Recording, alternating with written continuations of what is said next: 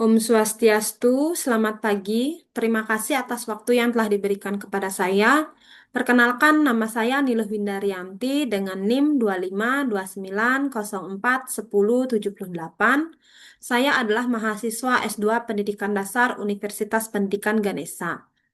Nah, pada kesempatan kali ini saya akan mempresentasikan proposal penelitian yang akan saya laksanakan, di mana yang judul dari penelitian ini yaitu pengaruh pendekatan konkret piktorial abstrak berorientasi etnomatematika Bali terhadap motivasi dan pemahaman konsep matematika bangun datar pada siswa kelas 5 SD.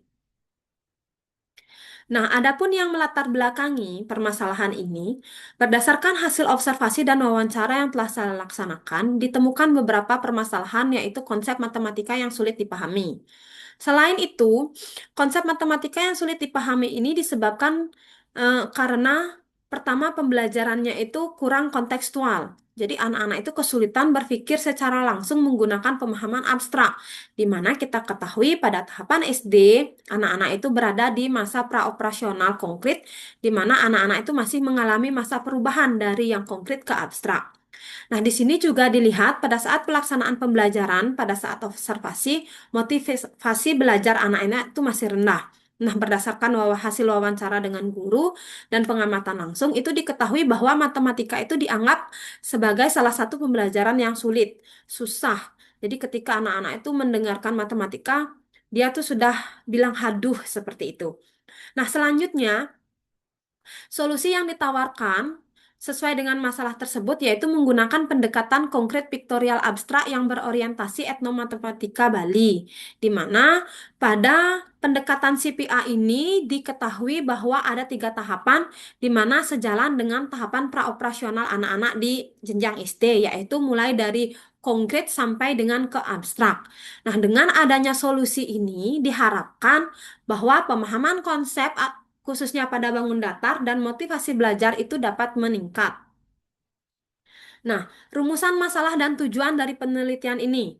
Yang pertama, rumusan masalahnya itu apakah pendekatan konkret piktorial abstrak atau CPA berorientasi etnomatematika Bali berpengaruh terhadap motivasi belajar dan pemahaman konsep matematika secara simultan. Terus yang kedua ada apakah pendekatan CPA yang berorientasi etnomatematika Bali berpengaruh terhadap motivasi belajar siswa. Dan yang ketiga, apakah pendekatan CPA yang berorientasi pada etnomatematika Bali berpengaruh terhadap pemahaman konsep matematika siswa. Tujuan penelitian yaitu yang pertama menganalisis pengaruh pendekatan CPA berorientasi etnomatematika Bali terhadap pemahaman konsep dan motivasi siswa secara simultan. Yang kedua, yaitu menganalisis pengaruh pendekatan CPA berorientasi etnomatematika Bali terhadap motivasi belajar siswa. Dan yang ketiga, menganalisis pengaruh pendekatan CPA yang berorientasi etnomatematika Bali terhadap pemahaman konsep matematika siswa.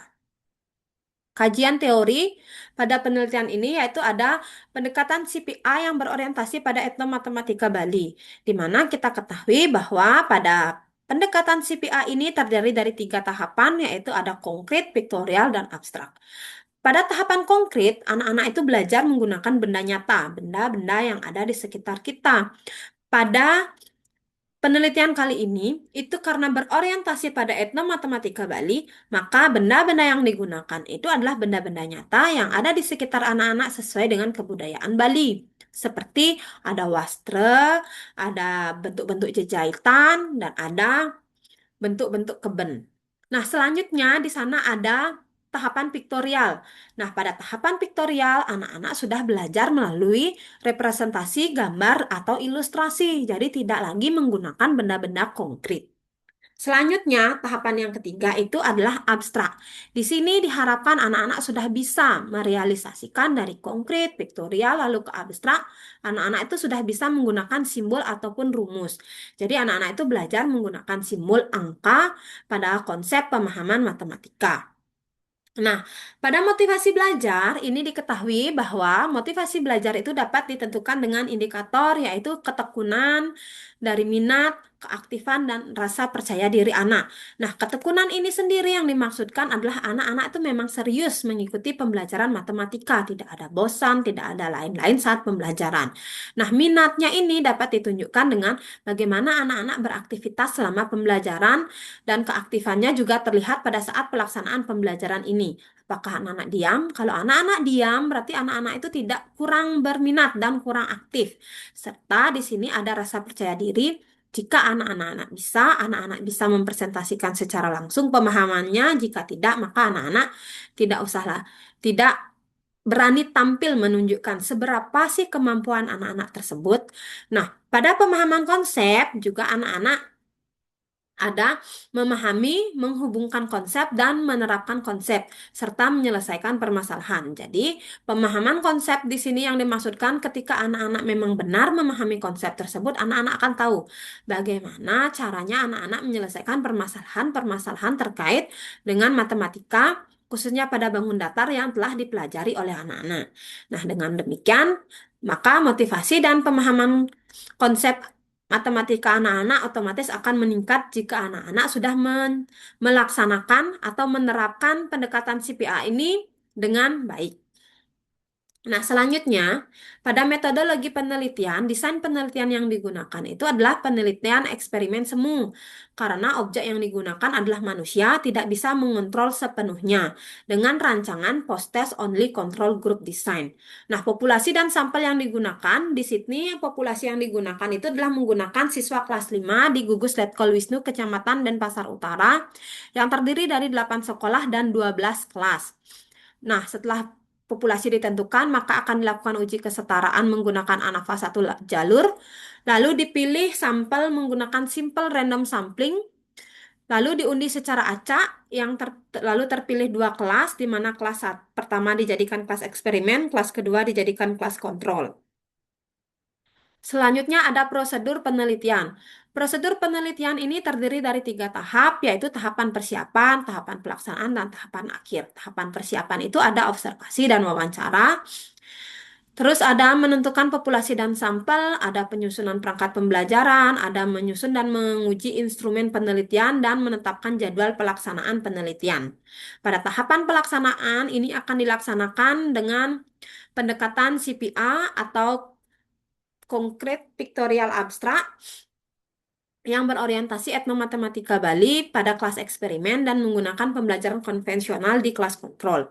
Pada tahapan akhir itu akan dilaksanakan post-test, pada motivasi belajar menggunakan angket, pada pemahaman konsep menggunakan tes, lalu setelah mendapatkan data, maka data akan dianalisis dan ditarik kesimpulannya. Terus metode dan instrumen penelitian. Di sini ada variabel terikat dari penelitian, yaitu ada motivasi belajar dan pemahaman konsep matematika bangun datar. Motivasi belajar, metode pengumpulan datanya menggunakan kuesioner, dengan bentuk instrumennya itu menggunakan angket motivasi belajar dengan skala Likert, dengan indikator, ada 4 indikator dan 30 butir pernyataan. Terus pada pemahaman konsep matematika pada bangun datar, itu metode pengumpulannya menggunakan tes dengan tes objektif pilihan ganda 4 pilihan dengan indikator taksonomi Bloom revisi dengan aspek kognitif dari C3 sampai dengan C6 sebanyak 30 butir soal. Nah, dari instrumen ini akan dilakukan pengujian. Pada motivasi belajar akan dilakukan pengujian menggunakan uji validitas isi dengan expert judgment. Terus ada validitas butir, terus ada uji reliabilitas. Terus pada pemahaman konsep itu ada tambahan pengujian, yaitu menggunakan uji daya beda dan uji tingkat kesukaran. Terus analisis data. Analisis data ini di sini menggunakan ada 3 tahapannya, yaitu ada deskripsi data, uji prasyarat analisis, dan pengujian hipotesis. Pada deskripsi data itu memperoleh gambaran tentang motivasi belajar dan pemahaman konsep matematika. Jadi di sini menggunakan statistik deskriptif dan PAIT, yaitu skala 5. Sedangkan pada uji prasyarat analisis itu akan memastikan data itu memenuhi asumsi sebelum dilakukan pengujian hipotesis, di mana uji persyaratan analisis ini akan dilakukan dengan melakukan uji normalitas, uji homogenitas, dan uji korelasi antar variabel. Lalu pada pengujian hipotesis di sini akan melalui tiga uji hipotesis, yaitu yang hipotesis pertama itu akan menggunakan MANOVA untuk menguji apakah ada pengaruh yang simultan antara CPA dengan antara CPA yang berorientasi pada etnomatematika Bali terhadap motivasi dan hasil belajar. Terus hipotesis 2 dan hipotesis 3 menggunakan ANAVA satu jalur. Baik, sekian presentasi tentang proposal penelitian dari saya. Saya ucapkan terima kasih. Om Santi Santi. Om.